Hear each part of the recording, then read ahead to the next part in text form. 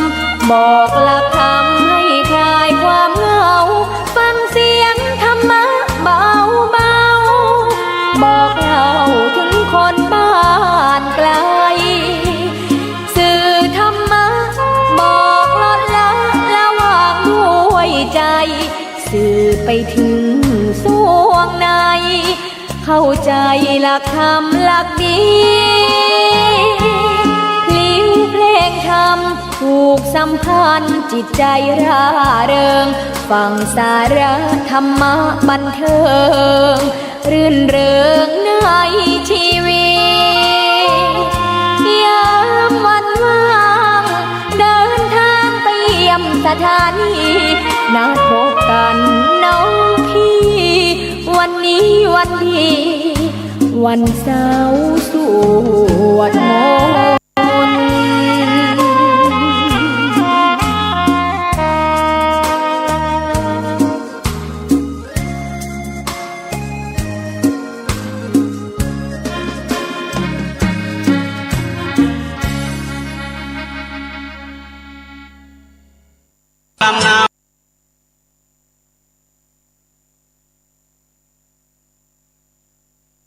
DNA ทั้งเรียกว่าชาติพันธุ์ของพ่อของแม่ผสมผสานกันดังนั้นวันนี้สถาบันครอบครัวก็มีส่วนสำคัญนะครับท่านที่ให้ความสำคัญระดับโลกระดับประเทศระดับภาคระดับจังหวัดหรือระดับท้องถิ่นนั้นก็ยังมีความสำคัญในวงกว้างแต่สถาบันครอบครัวพ่อแม่ลูกนะครับที่อยู่กันพร้อมหน้าพร้อมตาหลายท่านก็มีครอบครัวที่อบอุ่นมีสามีมีภรรยามีพ่อมีแม่มีลูกมีญาติพี่น้องพร้อมหน้าพร้อมตากัน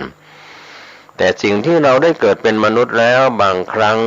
อาจจะไม่โชคดีทุกๆคนไปเพราะว่าบางใครเกิด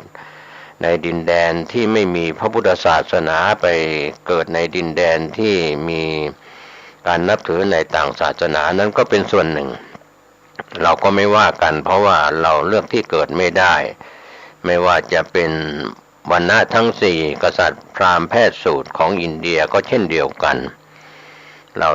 จะไปหวังจะไปเกิดในดินแดนในวรรณะที่สมบูรณ์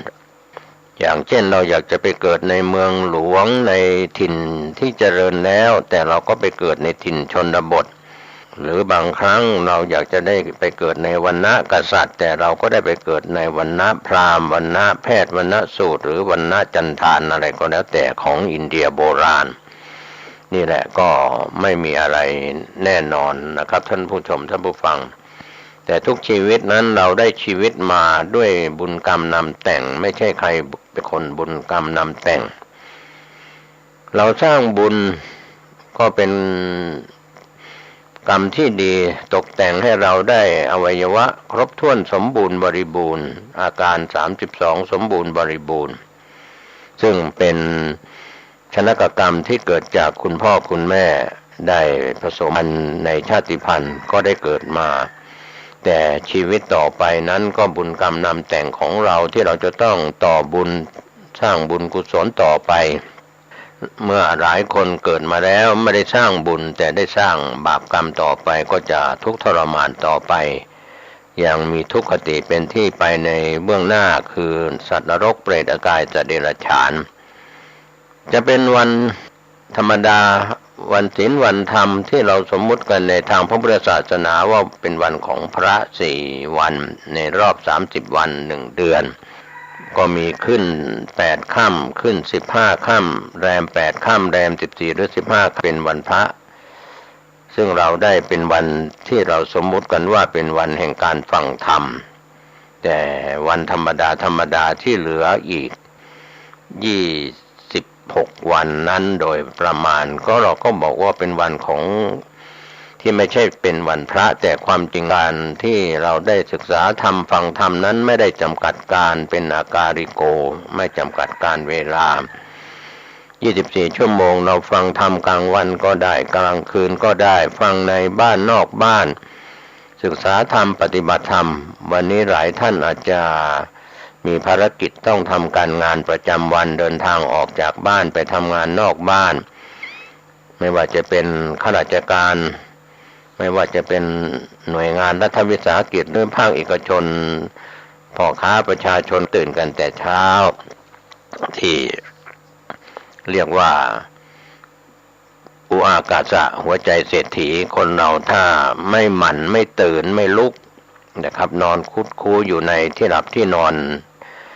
พระอาทิตย์ขึ้นแล้วก็ยังไม่ตื่นอาจจะสับเปลี่ยนปรับเปลี่ยนเวลาคนโลกยุคใหม่กลางวันเป็นวันเวลาที่นอนกลางคืนเป็นเวลาทำงานหรือบางคนก็เป็นไปตามธรรมชาติเดิมๆพระอาทิตย์ขึ้นก็ทำงานพระอาทิตย์ตกก็นอนหลับพักผ่อนกันอันนั้นเป็นธรรมชาติในยุคที่ไม่มีกระแสไฟฟ้าอาศัยแสงพระอาทิตย์พระจันทร์อย่างนี้เป็นต้นเป็นตัวอย่างผู้ดำเนินรายการก่อนเรื่องนี้เข้ามา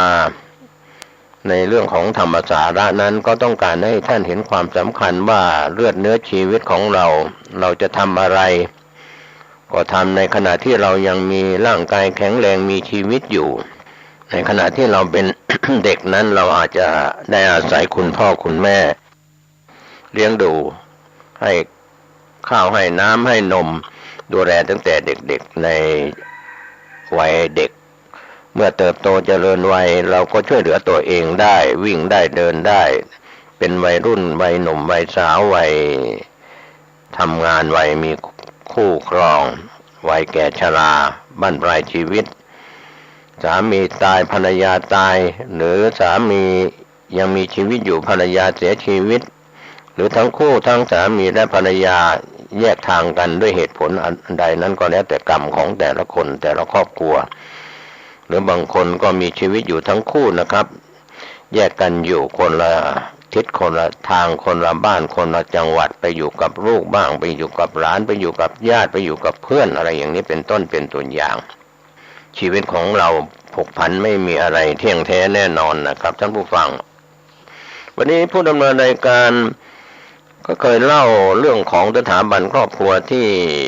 เหลียวฝานท่านเหลียวฝานเป็นนักปราชญ์จีนก็ได้รับการอบรมกล่อมกล่าวจากพระคุณเจ้าซึ่งเป็นในยุคที่พุทธศาสนารุ่งเรืองในจีนแผ่นดินใหญ่ในสมัยอดีตพระพุทธศาสนานั้นไม่ใช่เป็นของคนไทยเป็นของชาวโลกพระพุทธองค์ทรงเป็นครูของเทวดาและมนุษย์ทั้งหลายสัทธาเทวมนุษย์สานังเราจะนึกถึงอิทธิพลที่เราได้เคยติดตามประวัติศาสตร์นะครับท่านพระสังฆจังได้นำพระพุทธศาสนาจากอินเดียไปสู่จีนแผ่นดินใหญ่จะในยุคในอดีตนั้นก็ถือว่าสืบต่อก็ทำให้อิทธิพลของยุคของพระคุณเจ้าของพระอรหันต์หรือยุคของพระอริยบุคคลที่มานำปริยัติศาสนามานำปฏิศาสนาจากอินเดียก็ที่มหาวิทยาลัยนารันทาที่หลายคนได้เคยไปนั้นเป็นมหาวิทยาลัยพุทธศาสนาแห่งโลกในยุคอดีตบุคคลทั่วโลกจะเป็นพระคุณเจ้าหรือจะเป็นคฤหัสถ์เราหลายคนหลายท่านก็เราได้ไปติดตามหรือได้ไปแสวงบุญที่อินเดียก็ได้ไปยังสังเวชนียสถาน4แห่งติดตำบลโปรแกรมทัวร์อาจจะไม่ได้ไปที่มหาวิทยาลัยนารันทาก็ได้ปัจจุบันนั้นก็เหลือแต่ซากปรักหักพังก็ในยุคอดีตก็รุ่งเรืองเหลืองอารามไปด้วย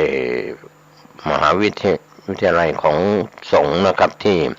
ศึกษาพระไตรปิฎกอัตถกถาฎีกานุฎีกาและการปฏิบัติธรรมนั่นแหละเป็นซากเป็นประวัติศาสตร์ที่ยาวนานนับหลายร้อยปีพันปีอะไรอย่างนี้เป็นต้นในข่าวครั้งที่ผ่านมาผู้ดำเนินรายการได้นำเรื่องที่เหลียวฝานสอนลูกแล้วก็ในเรื่องของพระคุณเจ้าซึ่งมันเป็นพระเถระนั้นได้สอนท่านเหลียวฝานแล้วท่านเหลียวฝานก็มาสอนต่อให้ลูกได้ฟังเพื่อเป็นแนวทางการปฏิบัติก็มาถึงยุคที่ครูบาอาจารย์ได้สอนเรื่องลงเลขลงยันอะไรของท่านเหลียวฝานก็ได้ไปเรียนรู้แล้วก็เป็นเรื่องราวที่อาจจะเหมือนบ้านเราที่มีเกจิอาจารย์ มีครูบาอาจารย์ที่เป็นเกจิอาจารย์นะครับในเรื่องของพิธีกรรมทางพุทธศาสนา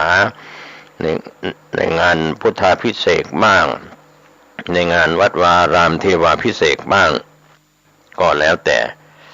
ก็ถือว่าเราพุทธกับพราหมณ์มนุษย์กับเทวดาก็เป็นของคู่กันนะครับก็มีความเชื่อเรามีที่พึ่ง3ประการแล้วในยุคอดีตจนถึงปัจจุบันว่าพุทธังสรณังคัจฉามิธัมมังสรณังคัจฉามิสังฆังสรณังคัจฉามิเรามีพระพุทธเจ้าพระธรรมพระสงฆ์เป็นที่พึ่งที่ระลึกแล้วไม่มีสิ่งอื่นใดแต่หลายท่านอาจจะยังไปเชื่อ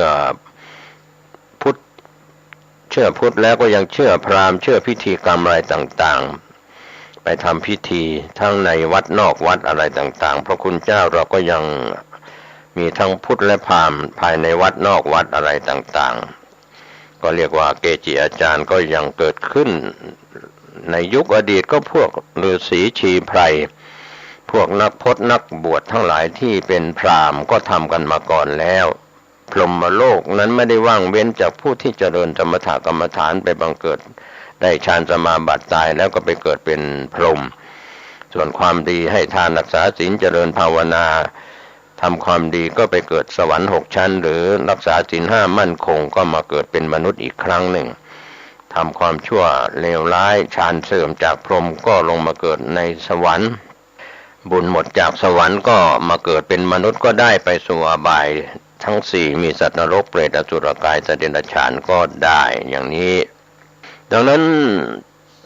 ข้อมูลต่างๆที่นักปราชญ์ได้กล่าวถึงที่ท่านเหลียวฝานสอนลูกว่าการที่อายุยืนหรืออายุสั้นนั้นหามีความแตกต่างกันไม่สอนลูกว่าครูบาอาจารย์สอนมาอย่างนี้ก็ขอให้หมั่นฝึกตนเองไปจนกว่าจะถึงวันนั้นคือวันนี้ไปถึงวันนั้นก็คือวันหน้าว่าใดๆในโลกนี้หามีความแตกต่างกันไม่ล้วนแต่เป็นสภาวธรรมที่เรามนุษย์ชายหญิงสมมุติกันขึ้นมาเท่านั้นดังนั้นวันนี้ผู้ที่ฝึกตัวเองดีแล้วก็เรียกว่าเข้าใจสภาวธรรมเกิดขึ้นตั้งอยู่ดับไปก็จะไม่หลงทางไม่แช่เชือนด้วยอำนาจของกิเลสตัณหาอุปาทานต่างๆก็เมื่อมองคิดแบบชาวบ้านผิวเผินก็อาจจะรู้สึกแปลกใจนะครับการมีอายุยืนอายุสั้นนั้นแตกต่างกันตรง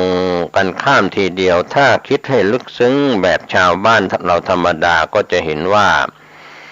นักปราชญ์ท่านพูดไว้ไม่ผิดเลยทุกสิ่งในโลกล้วนเป็นสภาวธรรมหนึ่งเท่านั้นมนุษย์ก็จะเรียกว่า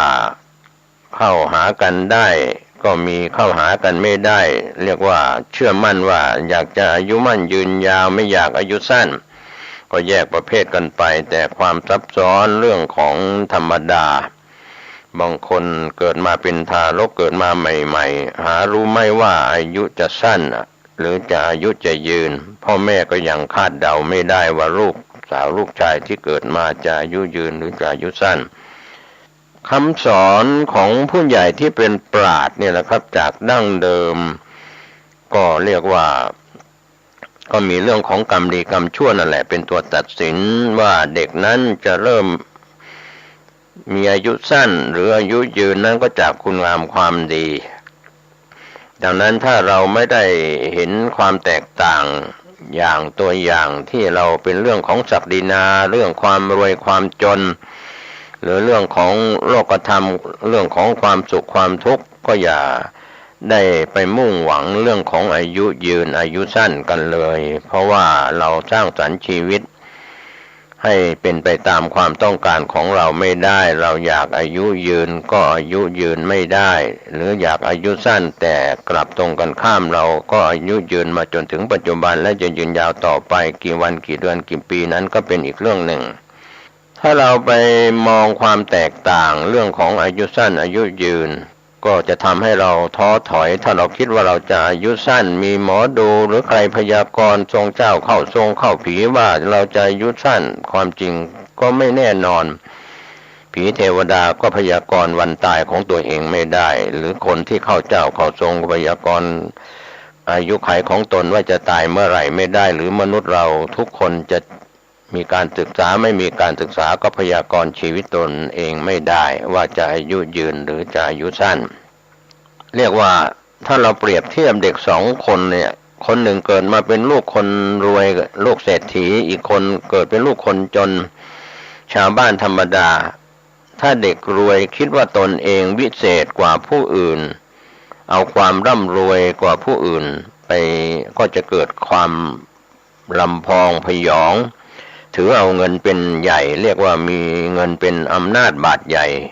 จะยุคในอดีตก็เป็นอย่างนี้ปัจจุบันก็ถือเอาเงินเป็นอำนาจบาดใหญ่ก็คือคนรวยหรือคนมีเงินตราเที่ยวละลานข่มเหงเอาใจตนเองเป็นใหญ่ก็กลายเป็นว่าลูกเศรษฐีเป็นพาลเป็นภารชนคนชั่วด้วยใช้เงินตราเป็นอำนาจบาดใหญ่ส่วนทางตรงกันข้ามนะครับท่านผู้ฟังลูกคนจนไม่มีจะกินจะใช้อยู่อย่างทุกข์เข็นใจก็คิดว่าตนเองยากจนไม่มีเงินมีทองไม่เหมือนลูกคนรวยก็จะไปเกิดความน้อยเนื้อต่ำใจทำไมเราเกิดมาเป็นลูกคนยากคนจนแล้วอยากจะได้อะไรก็ไม่ได้ดั่งใจเพราะอะไรก็มีความกดดันแรงขับเคลื่อนก็เมื่ออดอยากอดมื้อกินมื้อยากจนก็ไปใช้อาชีพที่เรียกว่ามิจฉาชีพทำผิดกฎหมายและศีลธรรมก็อาจจะไปฉกชิงวิ่งราวลักเล็กขโมยน้อยจี้ปล้นจี้ฆ่าเจ้าทรัพย์ก็รุนแรงกันไปลักเล็กขโมยน้อยกันไปแม้แต่จะต้องไปเรียกว่าจะต้องไปรับโทษอย่างเช่นทำความผิดแล้วศาลตัดสินจำคุกก็ต้องยอมเพราะว่าตนเองยากจนลำบากอะไรอย่างนี้คิดผิดไม่ได้คิดว่าเราก็มีมือเรียกว่ามี10 นิ้วเหมือนกันมีเท้ามีมือมีเท้ามีสมองเหมือนคนรวยนั่นแหละแต่เราก็กินข้าวเหมือนกันกินข้าวกินน้ำเหมือนกันคนรวยก็กินข้าวกินน้ำถ้าเป็นข้าราชการก็กินข้าวหลวงภาษีประชาชนของเราเช่นเดียวกันภาษีที่จ่ายเป็นเงินเดือนหรือเป็นชาวบ้านหากินเองทำไร่ทำนาทำสวนทำมาค้าขายก็มีรายได้ก็เลี้ยงตนเองได้อย่าไปน้อยเนื้อต่ำใจคนจนก็มีพลังที่จะมีแรงขยันตื่นขึ้นแต่เช้าอย่าขี้เกียจขี้คร้านขยันทำมาค้าขายขยันทำงานก็ได้เงินมาก็เก็บรักษาคบคนดีๆเพื่อนดีๆและรู้จักจับจ่ายใช้สอยว่าอะไรควรจ่ายอะไรไม่ควรจ่ายอะไรควรใช้อะไรไม่ควรใช้ก็ไม่ฟุ่มเฟือยเกินไปหรือไม่เรียกว่าไม่ตนีทีเหนียวเกินไปใช้พอดีดังนั้นในกรณีเราแยกความรวยความจนออกได้เช่นนี้ก็จะเป็นคนดีได้ไม่แตกต่างคนรวยก็เป็นคนดีได้คนจนก็เป็นคนดีได้แต่ถ้าเราไม่คิดว่าเราไม่รวยแล้วเราจะทำอะไรก็ต้องระมัดระวังก็ไม่ใช่เราก็ต้องระมัดระวังทั้งคนจนคนรวยระวังทำผิดกฎหมายและต่อศีลธรรมดังนั้นวันนี้เราไม่ได้ทำให้ผู้อื่นเดือดร้อนไม่ได้ทำให้ตนเองเดือดร้อนก็เรียกว่าแบ่งปันเจือจานคนมีเงินทองก็แบ่งปันเงินทองให้ใช้กับคนที่เขาเดือดร้อนใช้เงินทองนั้นไปช่วยเหลือผู้อื่นที่ด้อยกว่าเราเรียกว่าเป็นผู้น้อยอาศัยความรวยของตนเองที่ได้เปรียบอยู่แล้วไปช่วยคนอื่นไปเกื้อกูลผู้อื่นสำหรับผู้ที่มีคนที่ด้อยโอกาสหรือที่มีฐานะยากจนที่เราใช้ศัพท์กันในปัจจุบันว่าระดับรากหญ้าทุกๆรัฐบาลถ้ามองแต่ว่าจะไปคบแต่คนรวยไม่สนใจชาวบ้านชาวระดับรากหญ้าที่อยู่ในชนบทเขาหาเช้ากินข้าวเช้าหาเย็นกินเย็นอะไรเรียกว่าหาเช้ากินค่ำกินเย็นอะไรก็แล้วแต่ระดับรากหญ้า ถ้าไม่ก้มลงมาดูแลผู้น้อยและผู้น้อยนั้นมีพลังมีมากนะครับเวลาต่อต้านหรือเห็นความที่ท่านลำเอียงผู้นำรัฐบาลในระดับนายกรัฐมนตรีคณะรัฐมนตรีหรือข้าราชการทั้งหลายท่านต้องเข้าใจถ้าท่านไม่ลงไปดูแลทุกสุขของประชาชนก็เช่นเดียวกันแม้สถาบันของประเทศไทยเรายึดมั่นในสถาบันทั้งสามสถาบันชาติคือแผ่นดินสถาบันศาสนาคือคำสอนที่ดีๆสถาบันพระมหากษัตริย์ดังนั้นสิ่งทั้งสามนั้นเรายึดมั่นถือมั่นกันในยุคปัจจุบันหรือย้อนยุคไปในอดีตเราก็ถือมั่นในสถาบันทั้งสามของชาติไทยที่เราเป็นคนไทยอยู่เกิดเป็นคนไทยอยู่ในแผ่นดินไทยเชื้อชาติไทยสัญชาติไทยหรือท่านจะเป็นคนต่างด้าวเท้าต่างแดนมาได้สัญชาติไทยได้ลูกหลานมาเกิดในเมืองไทยได้สัญชาติไทยที่ท่านต้องการจะได้สิทธิ์เป็นคนไทยเรียกว่าสัญชาติไทยแต่เชื้อชาติท่านอาจจะไม่ได้เพราะพ่อแม่เป็นคนต่างด้าวเท้าต่างแดนมาจากต่างประเทศก็คงไม่มีอะไรแตกต่างกันนะครับจะเป็นคนต่างด้าวจะเป็นคนไทยเชื้อชาติไทยสัญชาติไทยถ้าเราไม่รักตัวไม่รักดีไม่รักศีลรักธรรมไม่รักความดีทำผิดต่อกฎหมายก็ไปเข้าตะแลงแกงคุกตารางเหมือนกันนะครับเราทำผิดกฎหมายของบ้านเมืองไม่ว่าจะเป็นคนไทยหรือชาวต่างดาวเท้าต่างแดนอะไรที่เราก็ให้เกียรติกันนะครับไม่ว่าเขาจะเป็นคนจนคนรวยเรียกว่าให้เกียรติซึ่งกันและกันอย่าได้เหยียดหยามอย่าได้ทับถมจะเป็นใครก็เป็นมนุษยชาติเหมือนกันก็เรียกว่าเลือกเกิดไม่ได้ก็ท่านเลียวฝานได้สอนลูกถึงว่าเด็กที่เกิดมายากจนนั้นก็เป็นกรรมเป็นสภาวะที่เขาเกิดมาเขาจนมาก็มาจากกรรมจากพ่อจากแม่จากตัวเขานะครับเด็กที่เกิดมายากจนอันนั้นก็เป็นธรรมชาติของเขาก็คงไม่แตกต่างอะไรกับความรวยความจนของคนร่ำรวยใครบ้างก็ไม่คิดว่าจะมาเกิดในท้องพ่อในท้องแม่นะครับที่ครอบครัวที่เป็นผู้มีอันจะกินหรือพออยู่พอกินก็ทั้งสองสิ่งเกิดมาเป็นคนจนก็ไม่ต้องไปน้อยเนื้อต่ำใจเกิดมาเป็นคนตระกูลคนรวยตระกูลเศรษฐีก็หยาบลำพองเที่ยวข่มเหงใครก็ใช้หลักธรรมที่เรียกว่าขยันหมั่นเพียรสันโดษยินดีตามที่เรามีเราได้เราอยู่นะครับแล้วก็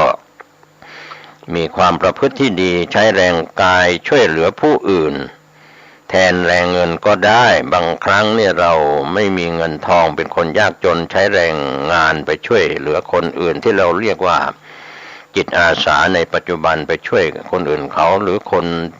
ในระดับไหนๆก็เป็นจิตอาสาได้ไปช่วยเหลือคนอื่นได้เรียกว่าคนจนก็ใช้แรงกายไปช่วยเหลือคนอื่นแทนแรงเงินเพราะตนเองขาดแคลนเงินดังนี้ก็ได้ดังนั้นไม่คอยที่จะคิดว่าการช่วยเหลือผู้อื่นนั้นเสียเปรียบอะไรอย่างนี้แต่เราไปช่วยกันด้วยความรักความเมตตาก็อย่าไปรังเกียจผู้อื่นเขาจะเป็นคนจนคนรวยอย่างไรเป็นมนุษยชาติเขามีความทุกข์ยากลำบากเหมือนกันเกิดมาแก่มาเจ็บมาตายเหมือนกันคนรวยคนจนก็ล้วนแต่ม้วยมรณาอย่าไปรังเกียจกันถ้าคนฐานะยากจนก็ตั้งหน้าทำมาหากินหนักเอาเบาสู้อะไรทำนองนั้นเรียกว่าหนักเอาเบาสู้แล้วก็รู้จักอดออมถนอมตนไม่นานนักคนจนก็กลายเป็นคนรวยเป็นเศรษฐีได้ตัวอย่างพี่น้องชาวจีนแผ่นดินใหญ่พ้นทะเลเข้ามาอยู่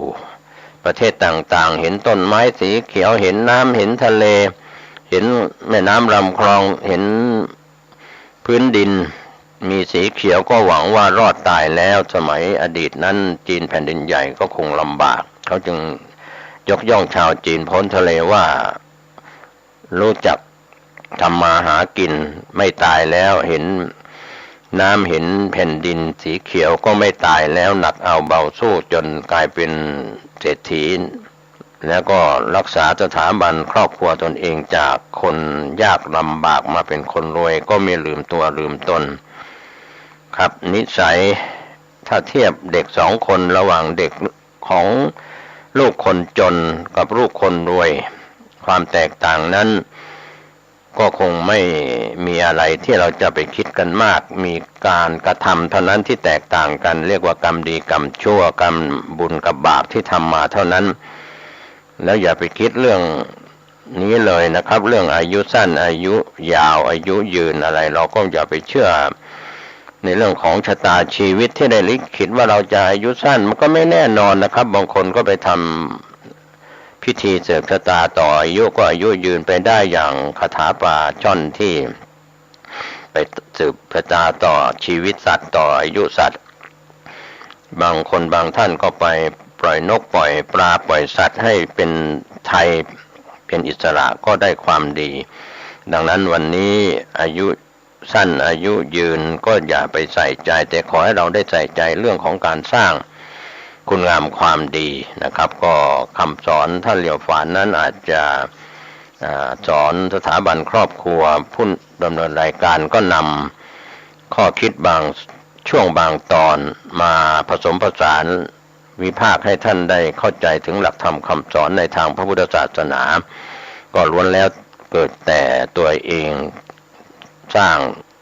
สถานะด้านจิตใจร่างกายจิตใจตัวเองและช่วยเหลือผู้อื่นสุขกายสุขใจวันนี้และวันหน้าสวัสดีครับ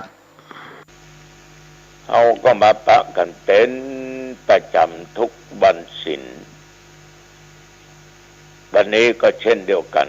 มาปะกันก็ตรงกับวันศีลวันธรรมวันของพระพุทธเจ้าณทางสถานีวิทยุแห่งนี้ต่อออกไม่ออกวันนี้ก่อนจะได้อู้จาอย่างออกไปนั้นเอามาไหว้พระเดี๋ยวตั้งใจรักษาศีลเพื่อความหมดจดสดใสโปร่งใสตั้งกายวาจาและในด้านจิตใจใสสะอาดเอาละต่อไปไหว้พระพร้อมกันอะระหังสัมมาสัมพุทโธภะคะวาพุทธังภะคะวันตังอภิวาเทมิกราบพระพุทธสวากขาโตภะคะวะตาธัมโมธัมมังนัมมัสสามิกราบพระธรรมสุปฏิปันโนภะคะวะโตสาวกสังโฆสังฆังนะมามิกราบพระสงฆ์ต่อไปก็กล่าวคำนมัสการและเอาพระรัตนตรัยเป็นสรณะที่พึ่งแล้วก็ทบทวนข้อศีลสิกขาต่างๆนะโมตัสสะภะคะวะโตอะระหะโตสัมมาสัมพุทธัสสะนะโมตัสสะภะคะวะโตอะระหะโตสัมมาสัมพุทธัสสะนะโมตัสสะภะคะวะโตอะระหะโตสัมมาสัมพุทธัสสะพุทธังสรณังคัจฉามิธัมมังสรณังคัจฉามิสังฆังสรณังคัจฉามิทุติยัมปิพุทธังสรณังคัจฉามิทุติยัมปิธัมมังสรณังคัจฉามิทุติยัมปิสังฆังสรณังคัจฉามิตติยัมปิป พุทธังสรณังคัจฉามิตติยัมปิธัมมังสรณังคัจฉามิตติยัมปิสังฆังสรณังคัจฉามิปานาติปาตาเวระมณีสิกขาปะทังสมาธิยามิอะทินนาทานาเวระมณีสิกขาปะทังสมาธิยามิกาเมสุมิจฉาจาราเวระมณีสิกขาปะทังสมาธิยามิมุสาวาทาเวระมณีสิกขาปะทังสมาธิยามิสุราเมรยมัชฌะปมาทฐานาเวระมณีสิกขาปะทังสมาธิยามิอิมานิปัญจสิกขาปทานิสีเลนะสุขติงยันติสีเลนะโภคสัมปทาสีเลนะนิพุติงยันติตัสมาสิลังวิโสทะเย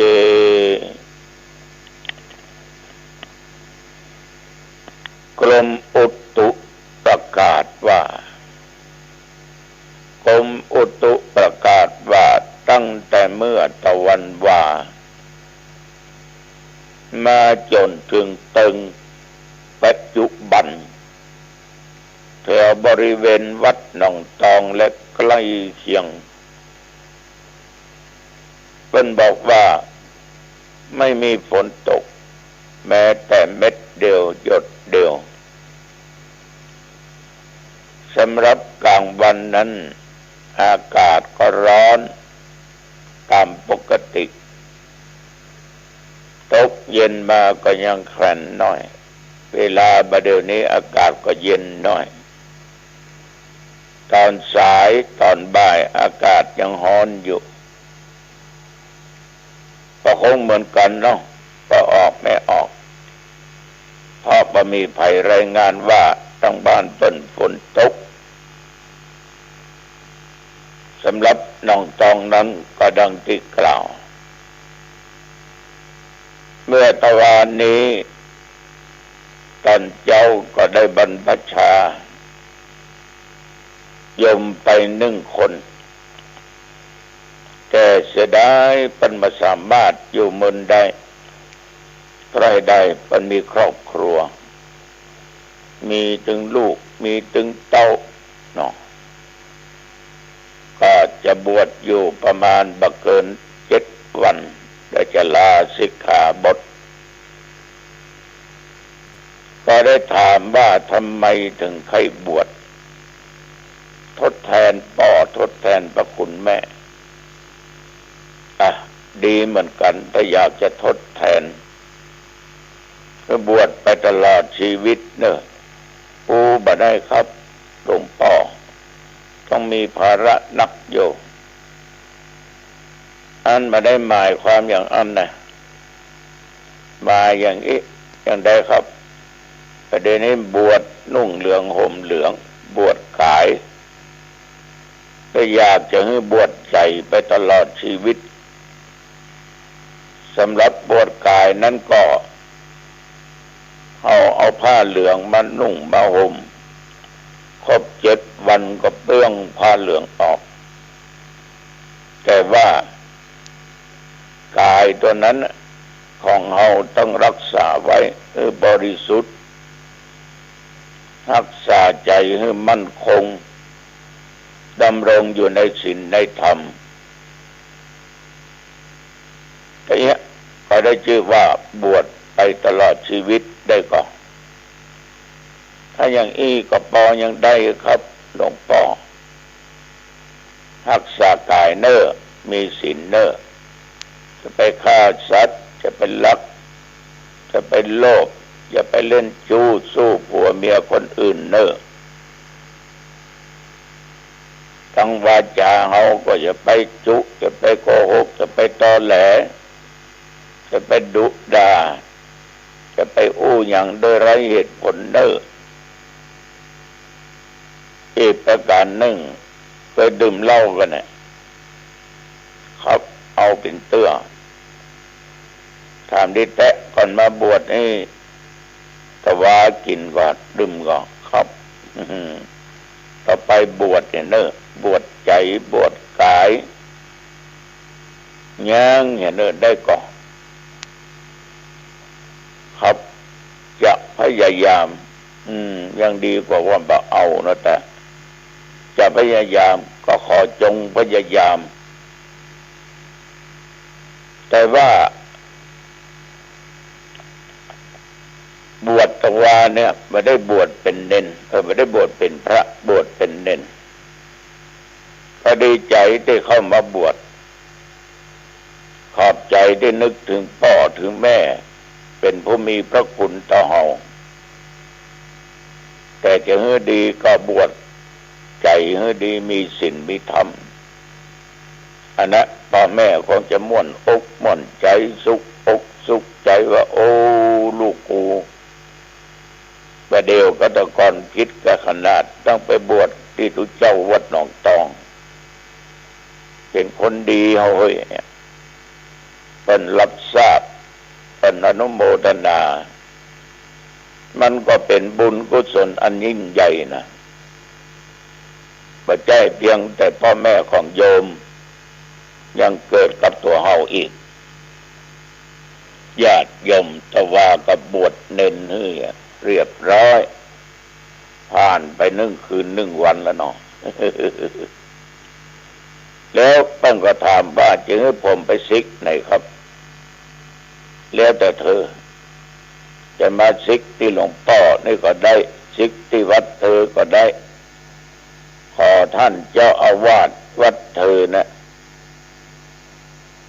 อนุญาตเธอซิกได้ โอ้เพิ่งก็ดีอกดีใจมีพระออกฐานะเป็นญาติผู้ใหญ่เปิ้นมอบผ้ามอบหยังให้บวชเรียบร้อยการเข้ามาหลวงพ่อครับขอกราบเท้าสัก3 ครั้งครับได้บ่เป็นหยังก็เลยเอาเท้าเนี่ยเป็นกราบเป็นก็ยกเท้าของอาตมาภาพขึ้นไปบนหัวของเปิ้นน้ำตาคลอเบ้าผมได้กราบหลวงพ่อแล้วผมดีอกดีใจมีความสุขครับขอบคุณนะจำเริญเนอะญาติโยมท่านผู้ฟังทุกสิ่งทุกอย่างมันเกิดขึ้นได้มีได้เพราะความเคารพความนอบน้อมบูชาซึ่งกันและกันอย่างใดก็ตามเมื่อบวชเสร็จไปเรียบร้อยพบปะกับญาติกับโยมก็พอดีก่อนจะฉันเป็นก็มีละอ่อนไม่ยิง2 คนเปิ้นฮักหมาของเปิ้นชื่อว่าไอ้ส้มจุกนี่หรอก็นำสังฆทานและทานหามาหลายเตื้อละหลายครั้งหลายคราวไอ้ส้มจุกคงจะยิ้มมันน่ะนะเพราะมีคนฮักมันเอ็นดูมันเมตตามัน บอกว่าสัตว์และคนญาติโยมถ้าอยู่ด้วยกันมีเมตตากันมีความฮักกันรู้จักจุนเจือช่วยเหลือกันเอาฮักมันก็ฮักเฮา โยมสองคนนี้ฮักมาชื่อไอ้ส้มจุกเป็นอย่างมากมากระทำบุญอุทิศส่วนกุศลไปให้แก่หมาตัวนี้บางคนก็อาจจะคิดว่าไร้สาระโยมมันไม่ได้ไร้สาระเอามองถึงด้านจิตใจของคนมนุษย์คือคนที่มีใจสูงกว่าสัตว์เดรัจฉานฉะนั้นด้วยความรักความเมตตาต่อสัตว์บอกว่าสัตว์เดรัจฉานสัตว์มนุษย์จะชนิดใดชนิดใดก็ตามมันก็ได้ชื่อว่าเอาเป็นคนดีมีศีลมีธรรมคนฮักสัตว์ย่อมจะฮักมันเคยได้อยู่ได้กินกับไผ่มันก็อย่าท้าคนนั้นจะมีหมาวัดให้2 ตัวเจ้าของเป็นไล่บุกไล่ฆ่าในที่สุดหล่นเข้าประตูวัดมาก็มาอยู่กับวัดกับป่าได้กินข้าวกินหยังกับตุกับเน้นก็มีเน้นตนหนึ่งมันได้กินข้าวกับเน้นตนนี้บ่อยญาติโยมถ้าถึงเวลาฉันเข้ามันจะมานั่งเฝ้าก๊อกงอกตึง2 ตัวเน้นหันก็พยายามเก็บของกินที่หมากินเอาไปให้หมามันก็ชอบมันก็หอนขึ้นด้วยความดีใจเตื้อออกไปที่สถานศึกษาธรรมปฏิบัติธรรมเน้นไปส่งล้นตะก้น เนี่ยญาติโยมความผูกพันระหว่างสัตว์กับคนเอาฮักมันก็ฮักเอาป้องกันมันก็ป้องกันเอาได้ก็ออกไม่ออกญาติโยมเข้ามาทำบุญทานประหารส้มจุกก็เป็นเรื่องที่ดีมองถึงด้านจิตใจของมนุษย์ของคนนอกจากนั้นก็มีตอนประมาณบ่าย 2บ่าย 3ก็ได้นั่งสนทนาธรรมเรื่องการกินการทานบาหาปีตายเขาจะได้รับกรรมได้รับกะแล้วก็เอาเรื่องเข้าปาดมามาจามาถามว่าท่านบอกครูคนเขาตายพ่อก็ดีแม่ก็ดีลูกเต้าผัวเมียก็ดีปู่ป้านะอาตายไปก็ดีเอาจังดาขันตกขันเข้าที่ว่าเข้าปาดไปไว้บนหลังล่องไปไว้ข้างล่องส่วนมากก็จะด่าของจะเป็นมักเป็นชอบมาเป็นมีชีวิตมันจะดีก็จะถูกต้องก็อาตมาก็บอกว่าจะว่าถูกมันก็ถูกจะว่าผิดมันก็ผิดเพิ่งก็นั่งเป็นกำกึดอันใดถึงผิดอันใดเป็นถูกส่วนถูกก่อนขอถามน้อยหนึ่งว่าถึงวันนี้โยมได้เลี้ยงพ่อเลี้ยงแม่ก็ได้เลี้ยงครับแต่แม่ผมตายไปละฉะนั้นเมื่อเปิ้นมีชีวิตเอาได้เลี้ยงดูเปิ้นตายไปเขาก็ยังนึกว่าที่แม่พ่อของเขาเนี่ยมีพระคุณต่อเขาทรัพย์สมบัติเอากระสืบของเปิ้นมาเอาก็เอาไปด่ากันโตเข้าไปไว้ข้างล่องบนล่องเพราะเขา คิดว่าอย่างใดก็ต้องมากินแน่อันนี้ถูกอ่ะส่วนที่ผิดเอาทำแบบถูกต้องคือทุกสิ่งทุกอย่างเนี่ยมันถูกเอาต้องตานไปหาอันนี้ตุลุ่มใจว่าขยะเขากี่ตายไหนเนาะต้องทำบุญตานไปหาเปิ้นกรวดน้ำไปหาเปิ้นมันจะเกิดเป็นผลบุญกุศลแต่รอดไปถึงเปิ้นผู้ที่ตายน้อยเดิมได้ก็เป็นยาวแว่นอตมาก็ยกเอาทำเมืองผูกหนึ่งผู้จ่าให้โยมฟังผู้พามคนเนี้ยเป็นคนมั่งมีสีสุขมีเงินมีทองมีข้าวของสัมปติมีลูกเป็นผู้ชายคนหนึ่งเป็นฮักใครอยากให้กินกันนุ่งใครห่มอันใดก็เสาะหามือลูกแต่ต่อมาลูกตะลงโลกาเปียทิเจ็บไข้ได้ป่วยก็หาหมอมายุกมายาก็บ่หายในที่สุดลูกก็ตายถามคนนี้ก็ให้ถึงวันเพราะฮักลูกฮักเต้าไปแปลงมนดกไว้ที่ปัจจา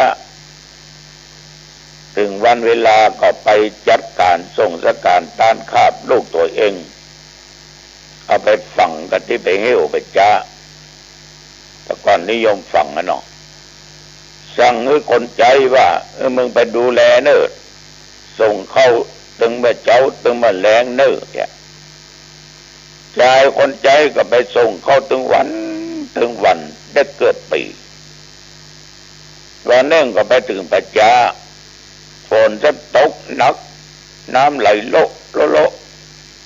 น้ำห้วยที่ยังข้ามนะไปบ่ได้ละพอดีก็ฝนหยุดมันก็น้ำหลากน้ำไหลเวลานั้นมีเจ้าภิกขุตนหนึ่งออกมาปิณนิบาต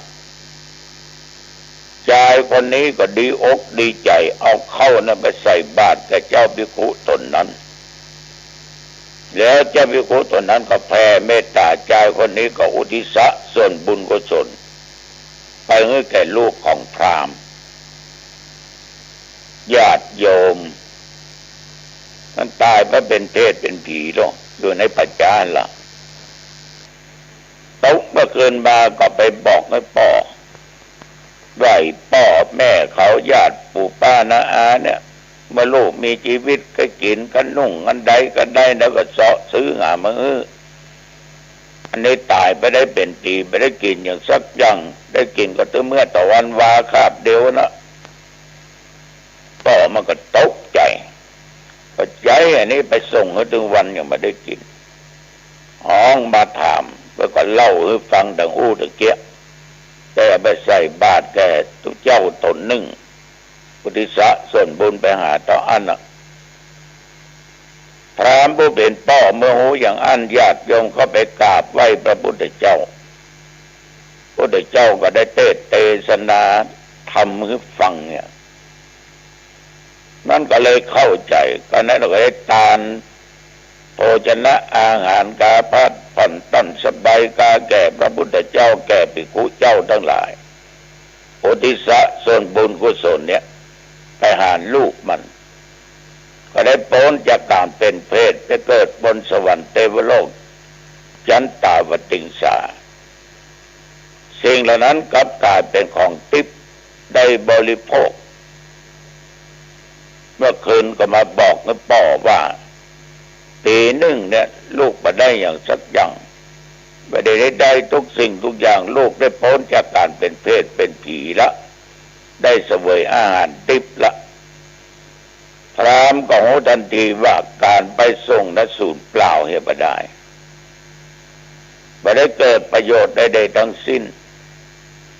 ต่อมาก็จึงให้ทานแก่ภิกขุแก่คณะสงฆ์อันมีพระพุทธเจ้าเป็นเก้าเป็นประธานเนี่ยญาติโยมท่านผู้ฟัง มันจะต้องมีสื่อกลางอะเนาะตุเจ้าการเน้นกาไผก็ตามเนาะเราต้องกินต้องทานแล้วก็หยาดน้ำตั้งอกตั้งใจอุทิศส่วนบุญกุศลไปให้แก่คนที่ตายมันไม่ใช่จะไปขันเข้าลอยไปมุ่งหรอกแม่เอ้ยเป้าไอ้ไม่ไหนใจอย่างนั้นหรอก เอาต้องตานแปลสภาพเป็นบุญกุศลเป็นของติ๊บไปได้ละตัวเจ้าโอ้อย่างอี้ก็เหมือนอู้เข้าตัวเก่าเนาะแต่ฝากไปกับญาติกับโยมจงนำไปกึศไปพิจารณาดูดีๆเนอะเดี๋ยวแต่ว่านี้ก็แรงมาก็ออกไปที่ศึกษาธรรมปฏิบัติธรรมไปดูศาลาแต่งที่ศาลานั่นนะถึงปูกระเบื้องกันอย่างกะกับมันนึกเมื่อใดกูจะได้แต่งห้องน้ำห้องส้วมบ่ได้จะแต่งกุฏิน้อย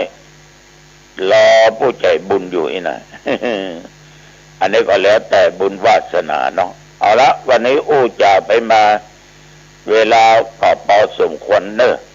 อายุบรรโนสุขังพลังพบกันใหม่โอกาสหน้าเจริญพรสวัสดีครับท่าน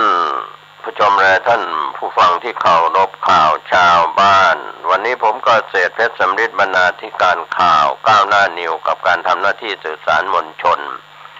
ของพี่น้องสื่อมวลชนทุกแขนงสาขาจากส่วนกลางแล้วก็ส่วนภูมิภาคข่าวภายในประเทศข่าวจากต่างประเทศก็เป็นการรายงานข่าวประจำวันของพี่น้องสื่อมวลชน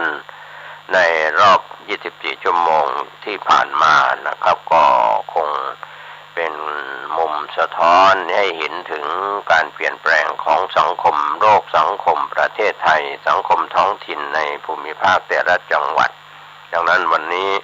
สื่อไทยสื่อเทศก็ยังเป็นการสะท้อนสังคมให้เห็นว่ามีเหตุการณ์อะไรเกิดขึ้นท่านผู้ชมและท่านผู้ฟังที่อ่านหนังสือพิมพ์ออนไลน์ทางอินเทอร์เน็ตนั้นก็คลิกเข้าไปที่ www.9hnanew.com นะครับก็พี่น้องสื่อทางสื่อไทยสื่อเทศก็ได้รายงานข่าวก็เราได้รับอนุญาตนำมาลิงก์ไว้ในเว็บไซต์ 9hnanew.com นะครับด้วยความขอบคุณที่ต้องการจะให้ท่านได้สามารถติดตามข้อมูลข่าวสารประจำวันได้ส่วนข่าววันนี้ก็เป็นส่วนหนึ่งนะครับท่านผู้ฟังเรานำออกอากาศออนแอร์ในช่วงที่เกี่ยวข้องกับสถานีวิทยุพระพุทธศาสนาในส่วนวิทยุชุมชนบริการสาธารณะเราก็ยังทำหน้าที่รายงาน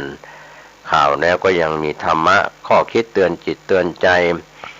ซึ่งเป็นคำสอนในทางพระพุทธศาสนาส่วนพี่น้องศาสนิกในต่างศาสนานั้นท่านก็มีคำสอนของแต่ละศาสนาท่านดีอยู่แล้วในโลกใบนี้ทุกๆศาสนาเกิดขึ้นมาด้วยความกลัวภัยกลัวอันตรายกลัวเหตุเพศภัยต่างๆกลัวทุกข์ยากลำบากกลัวความยากจนแล้วก็กลัวการเรียกว่าสงครามระหว่างประเทศสงครามกลางเมืองอะไรต่างๆความกลัวทั้งหลายเหล่านี้ก็แสวงหาที่พึ่งแต่ในทางพระพุทธศาสนานั้นมีความกลัวเกิดขึ้นจากอคติทั้งสี่ลำเอียงเพราะรักเพราะชังเพราะหลงเพราะกลัวเมื่อใช้หลักธรรมะในทางพระพุทธศาสนาไม่ลำเอียงเพราะรักไม่ลำเอียงเพราะชังไม่ลำเอียงเพราะหลงไม่ลำเอียงเพราะกลัวก็ทำให้เรามีสติมีปัญญามีความเชื่อมั่นตนเอง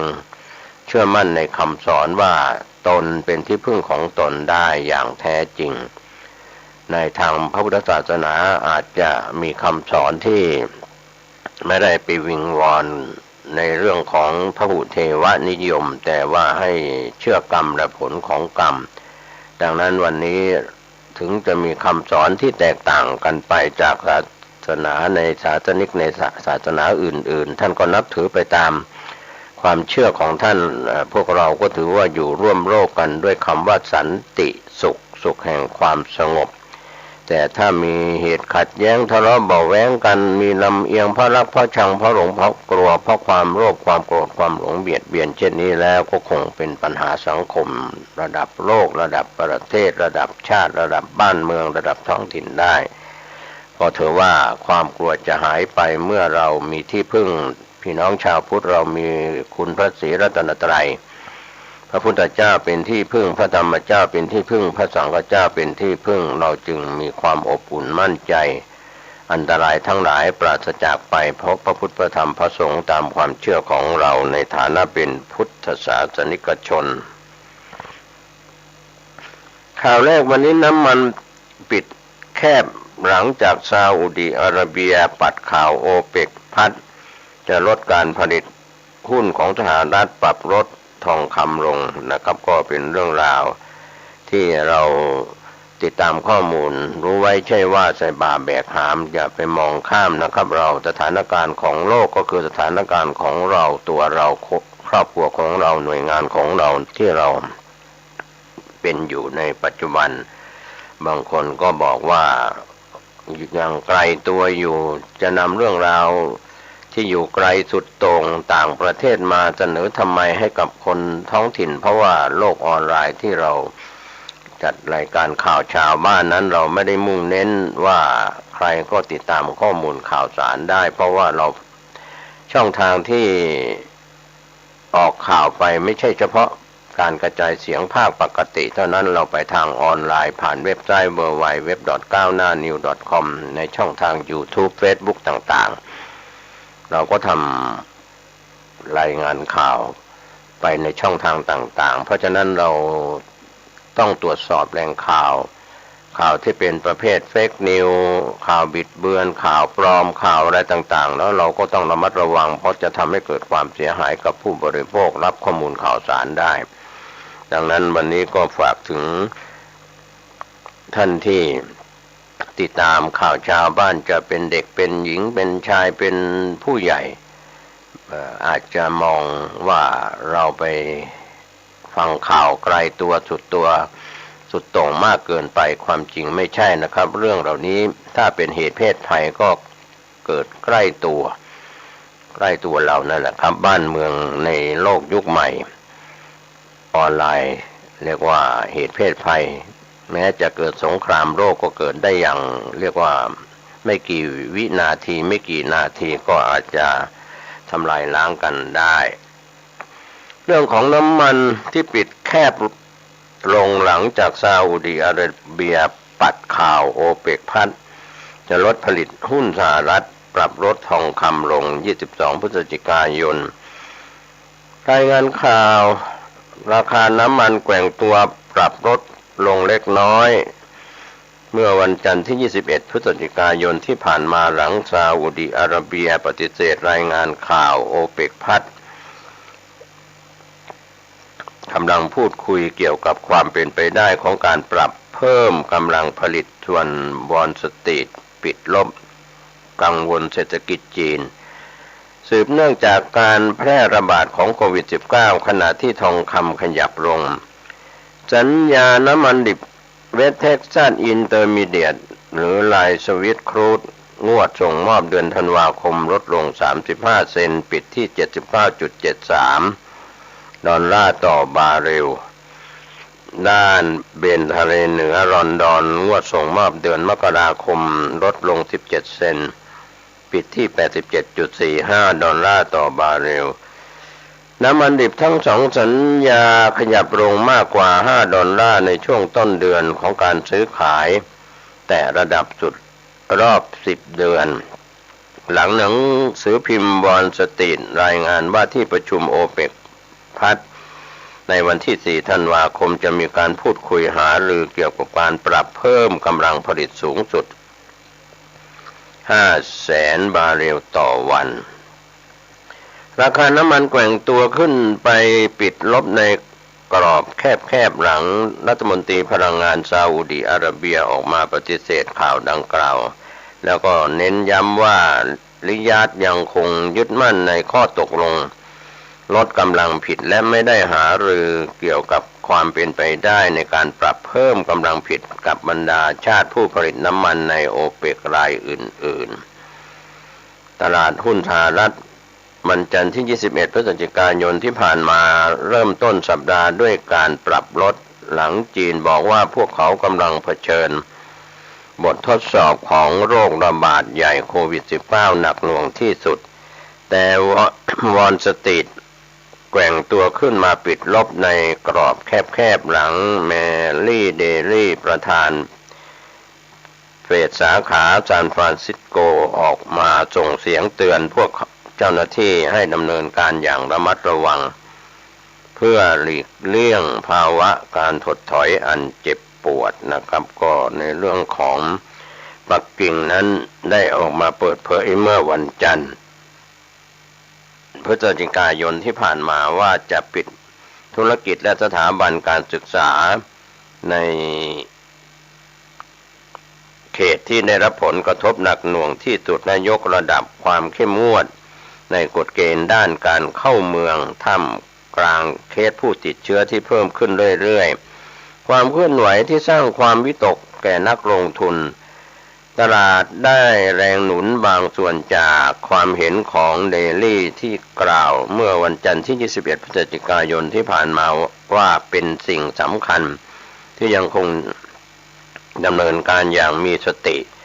ในช่องว่างระหว่างอัตราดอกเบี้ยนโยบายกับภาวะตึงตัวในตลาดการเงินไม่ควรปรับขึ้นอัตราดอกเบี้ยมากจนเกินไปเพื่อหลีกเลี่ยงภาวะเศรษฐกิจถดถอยครับก็คงนอกจากนั้นก็ยังมีราคาทองคำเมื่อวันจันทร์ที่ 21 พฤศจิกายนนั้นปรับลดหลังดอลลาร์แข็งค่าขึ้นท่ามกลางข่าวจีนยกระดับสกัดโควิด -19 ในปักกิ่งโดยราคาทองคำโคเมกงวดส่งมอบเดือนธันวาคมลดลง 14.80 ดอลลาร์ปิดที่ 1,739.60 ดอลลาร์ต่อออนซ์นะครับก็ที่มาของข่าวต่างประเทศข่าวรอยเตอร์นะครับก็เป็นเรื่องราวข่าวที่เกิดขึ้นในเรื่องของน้ำมันปิดแคบลงหลังซาอุปัดข่าวโอเปกพัดจะลดผลิตหุ้นสหรัฐปรับลดทองคำลงไปนะครับก็เป็นเรื่องราวข่าวที่เราได้รับเรื่องราวที่เกิดขึ้นในต่างประเทศในภาพรวมทั่วโลก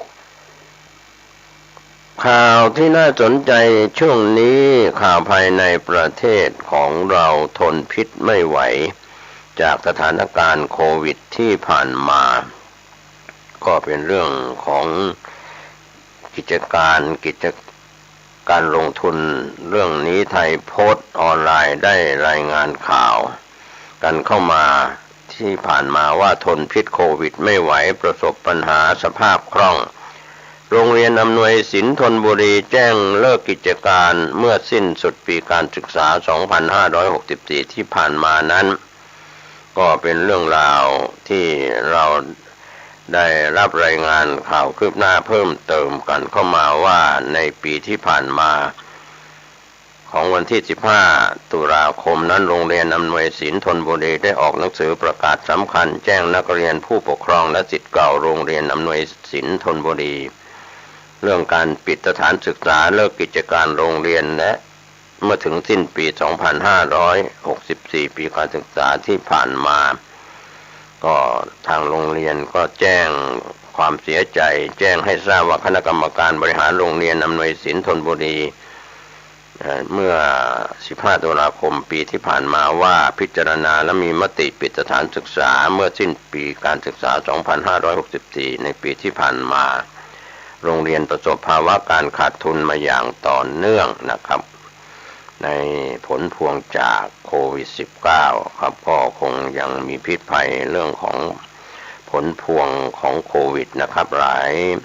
องค์กรไม่ว่าจะเป็นภาครัฐหรือรัฐวิสาหกิจรวมไปถึงภาคเอกชนที่ลงทุนกันไปแล้วก็ถือว่าเกิดความเสียหายเกิดขึ้นครับก็เราคงจะมีอะไรติดตาม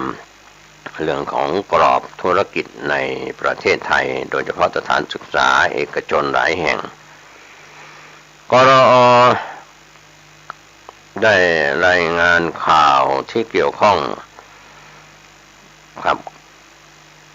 ในส่วนของผู้จัดการออนไลน์รายงานข่าวว่ากรอ.ขอนแก่นแนะเลื่อนจัดคอนเสิร์ตอีสานเขียววันคุมทะเลาะวิวาทยาเสพติดและโรคระบาดไม่อยู่ก็เป็นการรายงานข่าวภูมิภาคจากจังหวัดขอนแก่นในที่ประชุมของกรอ.จังหวัดขอนแก่นแสดงความเป็นห่วงการจัดงานเทศกาลดนตรีอีสานมิวสิกเฟสติวัลไทยแลนด์หรือว่าคอนเสิร์ตอีสานเขียวปีนี้ย้ายเข้ามาจัดณสนามม้าเก่าใกล้ตัวเมืองวันเกิดปัญหาทะเลาะวิวาทมั่วสุมยาเสพติดการระบาดโรคโควิด -19 เสนอให้เลื่อนการจัดออกไปจนกว่ามาตรการดูแลความปลอดภัยจะชัดเจนผู้สื่อข่าวของขอนแก่นได้รายงานว่าสุดสัปดาห์ที่ผ่านมานั้นที่ห้องประชุมเสียงแคนสารกลางจังหวัดขอนแก่นนายไกรสอนกองฉลาดผู้ว่าราชการจังหวัดขอนแก่นเป็นประธานในการประชุมคณะกรรมการร่วมภาครัฐและเอกชนกรอ.เพื่อพัฒนาแก้ไขปัญหาเศรษฐกิจของจังหวัดขอนแก่นครั้งที่ 2/2566มีวาระสำคัญที่นำมาหารือในที่ประชุมหลากหลายประเด็นหนึ่งในนั้นก็คือการหารือกรณีจะมีการจัดกิจกรรมเทศกาลดนตรีอีสานมิวสิกเฟสติวัลไทยแลนด์คอนเสิร์ตอีสานเขียวระหว่างวันที่ 25 ถึง 27 พฤศจิกายน 2565 นั้นณสนามม้าขอนแก่นเป็นการจัดงานของเอกชนในการจัดงานดังกล่าวในที่ประชุมได้พูดถึงเรื่องนี้ในที่ประชุมนะครับท่านก็คงเป็นส่วนที่พูดคุยกันในที่ประชุมของจังหวัดนะครับเรื่องของกรอ.ส่วนนี้ก็น่าจะมีการขยับหรือเปลี่ยนแปลงอะไรในส่วนของการประชุมที่ผ่านมาครั้งที่2ของจังหวัดขอนแก่นนั้นก็เนื่องจากที่ย้ายสถานที่จัดก็เกิดปัญหาทะเลาะวิวาทมั่วสุมยาเสพติดการระบาดของโรคโควิดเสนอให้เลื่อนจัดออกไปจนกว่ามาตรการดูแลเรื่องของปัญหาที่เกิดขึ้นนั้นออกไปก่อนให้ชัดเจนผู้สื่อข่าวรายงานว่าสุดสัปดาห์ที่ผ่านมาห้องประชุมเสียงแคนสารกลางจังหวัดขอนแก่นนายไกรสอนกองฉลาดผู้ว่าราชการจังหวัดขอนแก่นเป็นประธานการประชุมกรอ.นั้น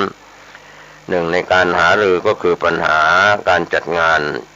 คอนเสิร์ตอีสานเขียว 25 ถึง 27 พฤศจิกายนที่จะถึงนี้ที่สนามม้าขอนแก่นซึ่งเป็นการจัดงานของเอกชนในการจัดงานดังกล่าวก็มีการพูดคุยแสดงความคิดเห็นกันอย่างกว้างขวางโดยเฉพาะห่วงใยทางอำเภอเมืองขอนแก่นเนื่องจากกิจกรรมการแสดงดนตรีมาราธอนแบบยันรุ่งคือจาก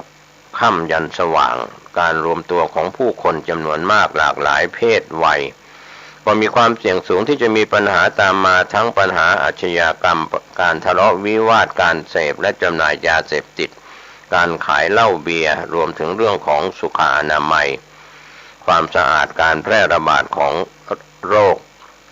การพกพาอาวุธมลภาวะทางเสียงการสร้างความเดือดร้อนรำคาญให้แก่ชุมชนที่อยู่ใกล้เคียงสถานที่จัดงานในที่ประชุมผู้เข้าร่วมประชุมเสนอว่าควรให้มีการเลื่อนการจัดงานแสดงดนตรีอีสานมิวสิกเฟสติวัลไทยแลนด์ครั้งนี้ออกไปก่อนเพราะเป็นการรวมตัวของคนจำนวนหลายพันคนในภาวะโรคระบาดโควิด -19 ก็ยังไม่หายไปแบบเด็ดขาดหน่วยงานของรัฐที่เกี่ยวข้องควรจะให้คำแนะนำแก่ผู้จัดงานว่าก่อนจัดงานต้องมีแผนการรองรับผลกระทบที่จะตามมารอบด้านโดยเฉพาะมาตรการควบคุมโรคระบาดการทะเลาะวิวาทการมั่วสุมเสพยาเสพติดในการจัดกิจกรรมลักษณะนี้ต้องมีมาตรการรองรับที่รอบคอบ แม้จะเป็นการจัดงานของเอกชนแต่ผลกระทบส่งผลทั้งจังหวัดหากเกิดอะไรขึ้นมาผู้ที่รับผิดชอบก็หนีไม่พ้นทางอำเภอหรือแม้กระทั่งทางเทศบาลนครขอนแก่นต้องส่งเจ้าหน้าที่หรือบุคลากรลงไปดูความสงบความปลอดภัยและอำนวยความสะดวกตลอดระยะเวลาในการจัดงานก็ล้วนแล้วแต่เป็นค่าใช้จ่ายของภาครัฐทั้งสิ้นสำหรับงานคอนเสิร์ตอีสานเขียวหรือเทศกาลดนตรีอีสานมิวสิกเฟสติวัลเป็นการจัดของเอกชนมีการจำหน่ายบัตรมีการแสดงดนตรีแบบค่ำยันรุ่งหลายปีที่ผ่านมาจัดขึ้นริมอ่างเก็บน้ำเขื่อนอุบลรัฐ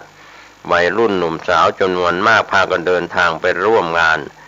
ส่วนหนึ่งจะไปแล้วกลับแต่มีส่วนหนึ่งกางเต็นท์พักค้างแรมบริเวณงานภายในงานมีการออกบูธจำหน่ายสินค้าต่างๆรวมถึงเครื่องดื่มแอลกอฮอล์ด้วย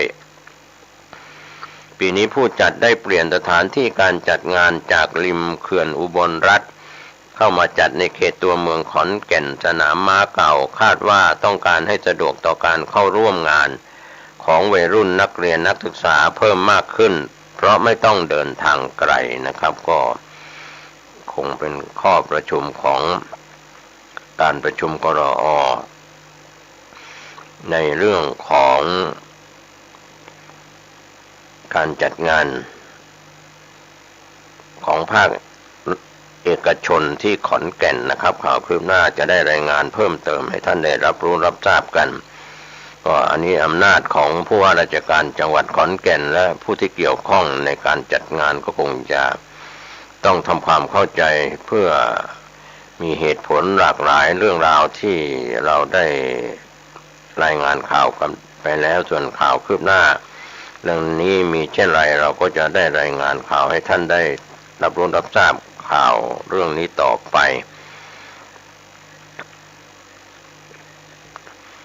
เรื่องชาวเน็ตออกมาบ่นกันอุบวืดดูสดบอลโลกทำใจของฟรีไม่มีในโลกก้มหน้าซื้อหนวดกุ้งเสียบนะครับเป็นส่วนที่ทางมติชนออนไลน์ได้รายงานข่าวเรื่องของบอลโลกกันเข้ามาสำหรับคนที่จะรอติดตามดูก็คงเป็นส่วนที่ทางทีมข่าวมติชนออนไลน์รายงานว่าชาวเน็ตออกมาบ่นกันมากบืดดูสดบอลโลกทำใจว่าของฟรีไม่มีในโลกก้มหน้าซื้อหนวดกุ้งเสียบกรณีบริษัททูคอร์ปอเรชั่นจำกัดมหาชนโดยนายจักริดอุไรรัตน์รองผู้อำนวยการด้านรัฐกิจสัมพันธ์บริษัททูคอร์ปอเรชั่นจำกัดมหาชนออกหนังสือเรื่องการแจ้งสิทธิการถ่ายทอดการแข่งขันฟุตบอลโลกรอบสุดท้ายก็ออกมาระบุว่าสิทธิในการถ่ายทอดการแข่งขันฟุตบอลโลกรอบสุดท้ายของกลุ่มทูและขอให้ดำเนินการถ่ายทอดการแข่งขันฟุตบอลโลกรอบสุดท้ายโดยไม่ละเมิดสิทธิของกลุ่มทูเพื่อให้สอดคล้องกับกฎหมายทรัพย์สินทางปัญญาโดยเฉพาะอย่างยิ่งการดำเนินการถ่ายทอดสดการแข่งขันบนระบบโทรทัศน์ภาคพื้นดิน